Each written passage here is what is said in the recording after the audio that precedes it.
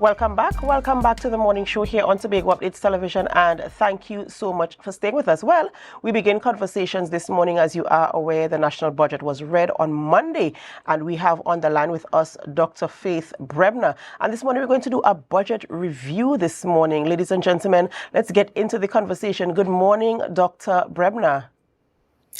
Good morning, and thanks for having me this morning.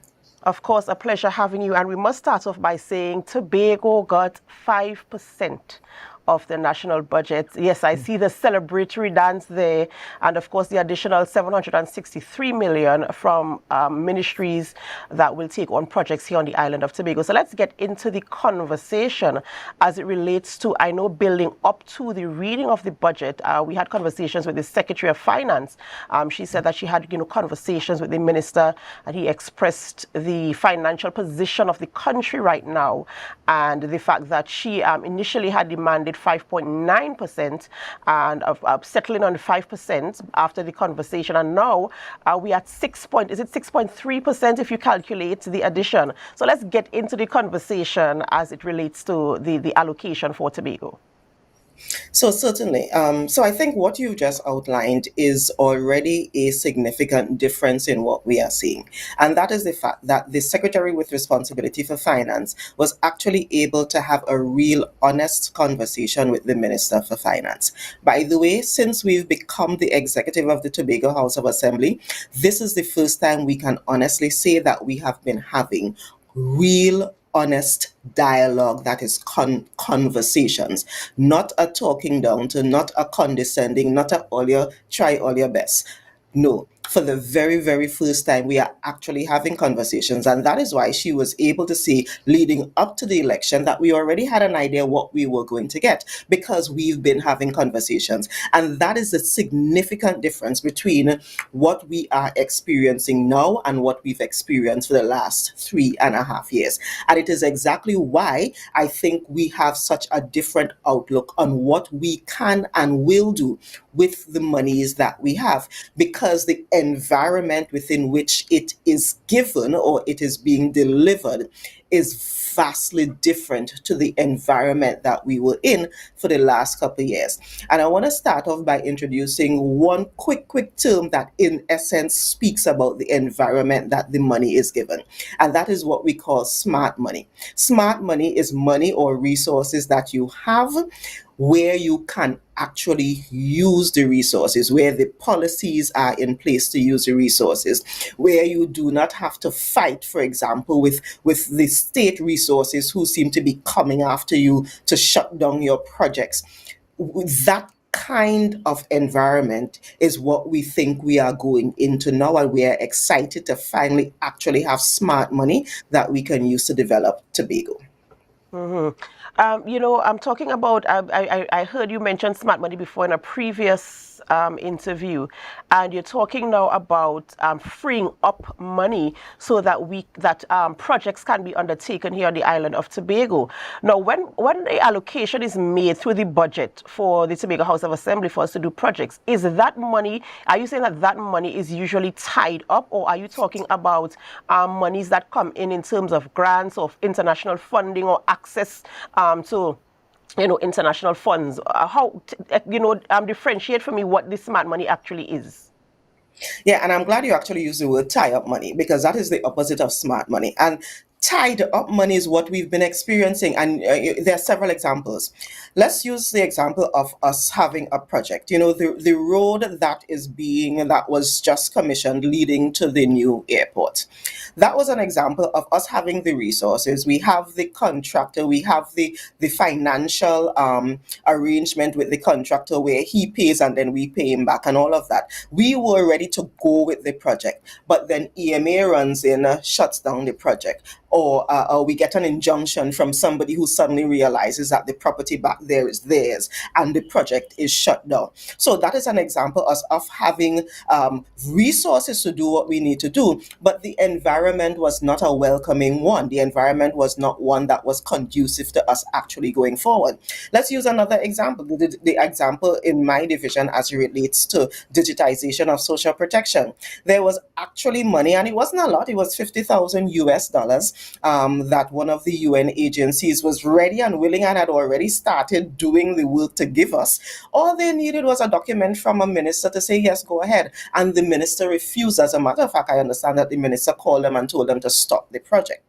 Again, tie up money, which is the difference and the opposite to smart money. What we are experiencing now, what we hope we will continue to experience now, is getting financial resources and other types of resources. If you even listen to the Secretary Roberts, we were going to UN, for example, to get technical advice on how to develop our Tobago Development Fund and so forth. And all they needed to do was give a letter to the UN to say, yes, you all could go ahead and provide the technical advice to the Tobago House of Assembly. And they simply refused to do that.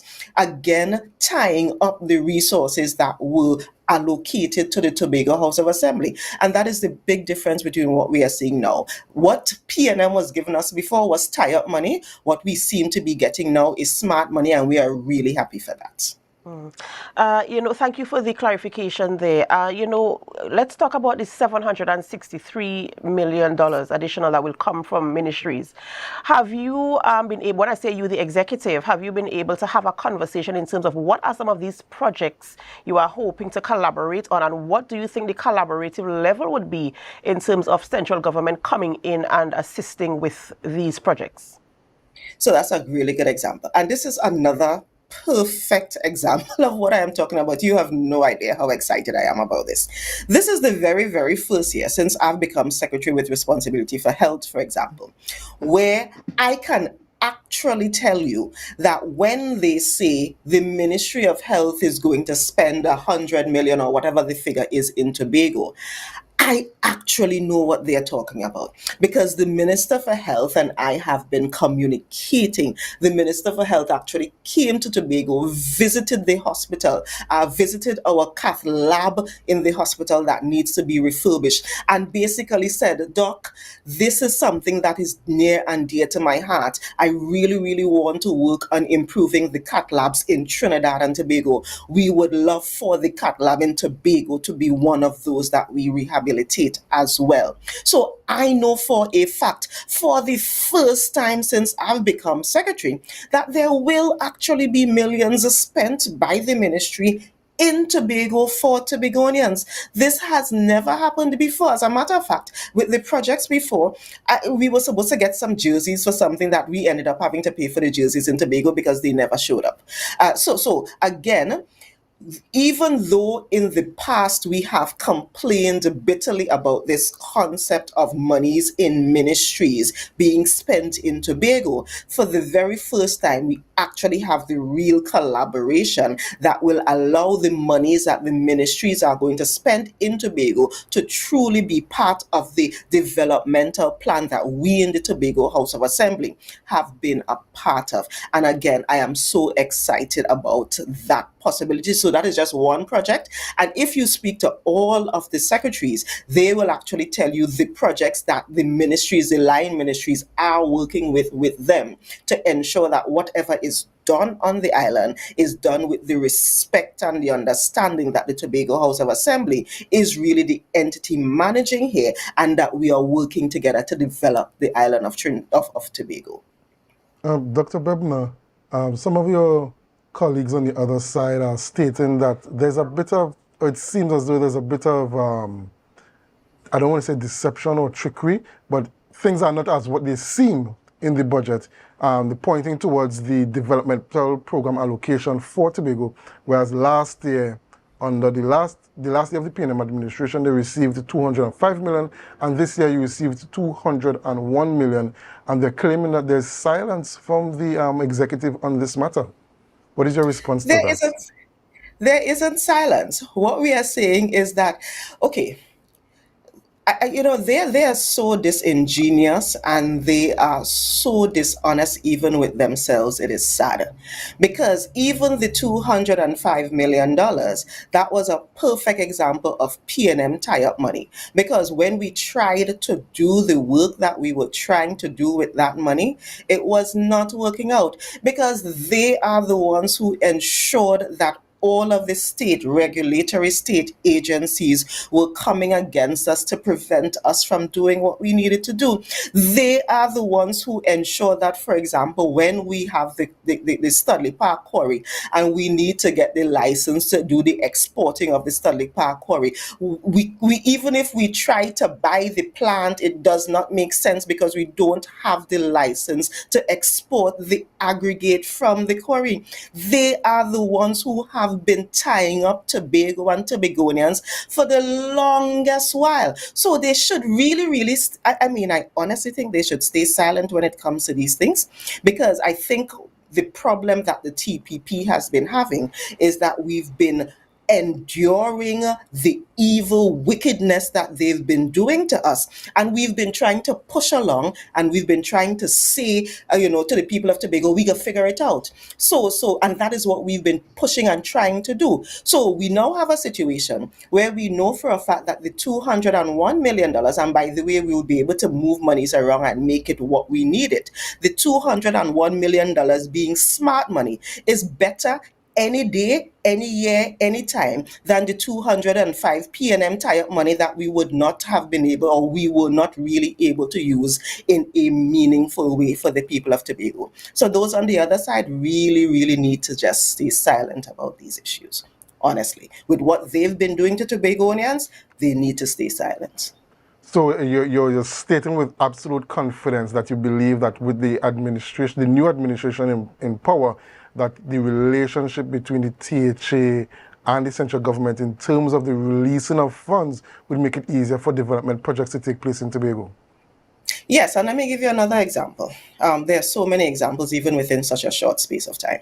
At the end of the financial year, I'm not sure if the Secretary for Finance mentioned it. At the end of the financial year, we do basically on the last day of the financial year a balancing, where we calculate how much resources that we have collected in Tobago, whatever taxes we collect in Tobago. We do the calculations and we say to the central government, hey, we've collected $10. That means you owe us $100 based on what the appropriation should have been for the year. This is the first year, very first year, where we've said to the central government, you owe us 100, and I think it was 160 million, whatever was the figure was. I can't remember what the exact figure was. And the check that the central government sent to Tobago was exactly the figure we said you owe us. This has never happened before. What has happened before is that we would hear silence, and then the Secretary for Finance would get a check and realize that that check is millions of dollars short. Millions of dollars short. And because it is millions of dollars short, we now have to double back and figure out, what are we doing? How are we going to deal with this? Because what we expected to get was way less than what we actually got, and therefore we now have to figure out what to do. So yes, I am categorically stating that what we have experienced so far is a better relationship, is a relationship based on mutual respect that we are getting with the new central government, and we are happy for that, and we are going to continue respecting them as they respect us. We are going to continue working with them as they work with us, and we go from there. All right.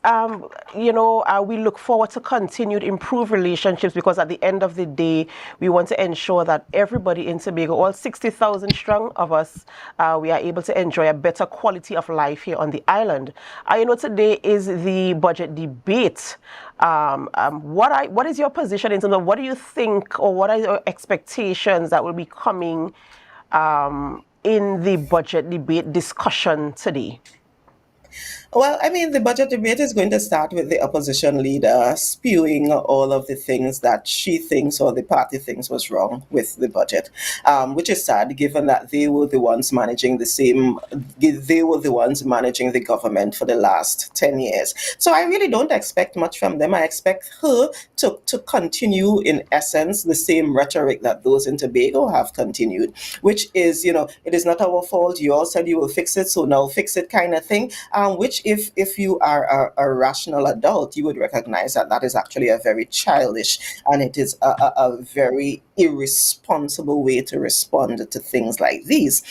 So I don't have much hope. What I am excited about, though, is to hear what the other members of the government, when they go into details, what those details are, and for the people of Trinidad and Tobago to hear what those details are. Because, as I said before, this really is a collaboration that we've been working on, and there's quite a bit that you will hear when they speak, and then you will hear some of it again when we speak, when we do our reprioritization motion in November, which is to come shortly. All right. I want to introduce to the conversation now. We know that very soon there should be a call for the Tobago House of Assembly elections.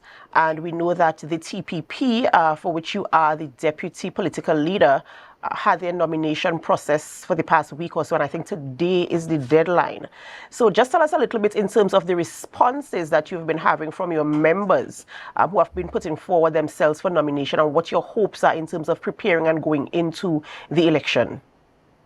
So we are really, really excited about this election. The potential of us continuing to manage the Tobago space for another 4 years is one that truly excites us. And we really hope that Tobagonians give us the opportunity to do that. Thus far, we have gotten such a overwhelming response.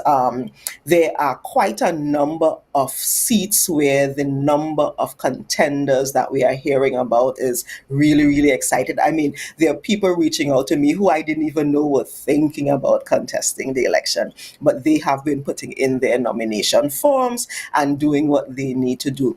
So we are excited. Of course, the political leader and the chief secretary is the one who will actually announce when we have the when we will close the House, the current Tobago House of Assembly. He is the one who will also announce when the date of the election will be.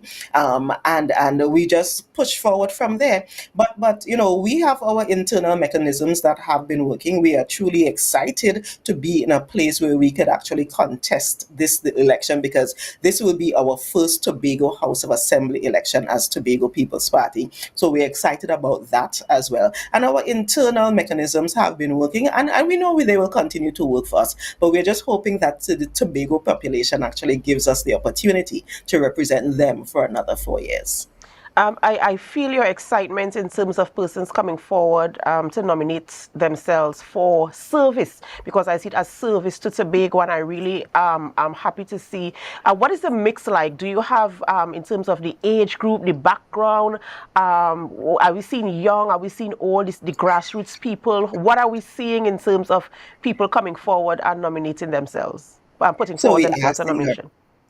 We are seeing a really nice mix. The process will include us at the end of this nomination period. So by the way, if you have not submitted your nomination papers just yet, you have until 11:59 tonight to do so. Oh, by the way, mine ain't going yet. Oh gosh. Anyway, mine ain't going yet. But it will get there before 11:59. I've been so busy. It will get there before 11:59. I promise you that. But what we plan to do after that is that we will announce to the population, to Tobago, these are the people who've put their names up. Tell us what all you think. We also would go back to the district councils and to the action groups to say, hey, these 5 people put up their name for Belcan. Tell us what you think. Which one you think is the best one? And by the way, we really truly made it open for all 15 seats. So no matter which seat you want to contest in, you can put your name in for any of the 15 seats that are on the Tobago House of Assembly map. So when we make that announcement, I am sure Tobagonians will be very, very pleased with the names that pop up. It will. From what I'm hearing so far, and from what people are whispering, it will be a really nice toss-up, and the screening committee is going to have a hard time. The political leader is going to have a hard time making the final decision. But I'm excited. I'm really, really excited. As you stated, Dr. Brebnor, last question before you go. As you stated, all the seats are open. Does that mean that you can safely say that all the seats will be contested? Oh Yes, certainly. We will contest all 15 seats as Tobago People's Party. We have all of the seats are going to be contested. So yeah, that's why we opened it up. There is no reason for us to not contest any of the 15 seats, and we are hoping to have an even greater victory than the last time. No, I meant in terms of candidates, the incumbents, no incumbent will go up uncontested for the nominations. They will all have somebody going up against them. That's what I meant. So that depends on the population. There are some seats where we have quite a number of people throwing their hats in the ring, including the incumbent. There are some seats where we only have maybe one or two people throwing their hats in the ring.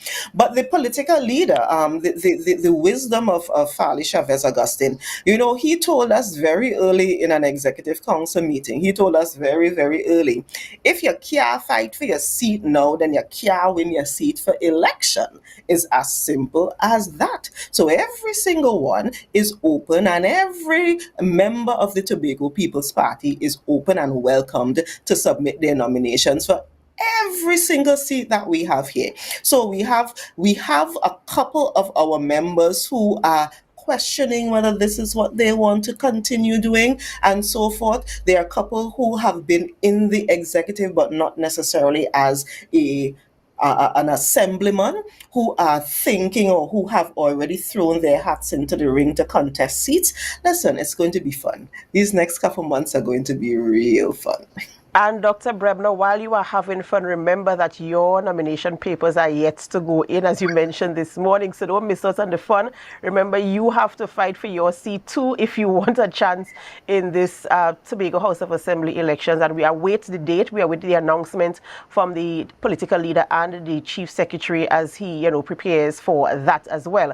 Thank you so much for joining us this morning and having conversations this morning. Thank you for, your commitment to service and of course, your positive outlook in terms of the partnership with the ministry, the central government of Trinidad and Tobago as well, with the Tobago House of Assembly for all of us here on the island of Tobago. Thank you so much. You have a wonderful day and a wonderful weekend ahead. Thanks for having me. Ladies and gentlemen, we've been speaking with Dr. Faith Brebnor, Deputy Political Leader of the Tobago People's Party and the Secretary of Health, Wellness and Social Protection. We have to go for a short break before we continue conversations. Remember, after we come back from the break, Mr. Cricket, Marcus Daniel, will be in studio and he'll be talking all things sports. In fact, he's speaking with Mr. John Prokop. He had his swim around the island last week. Was it last week? So he's going to talk about that this morning. So do stay with us. In the meantime, ladies and gentlemen, we have to go for a break. And as we go, we invite you to help us. Share the live, share the live, share the live.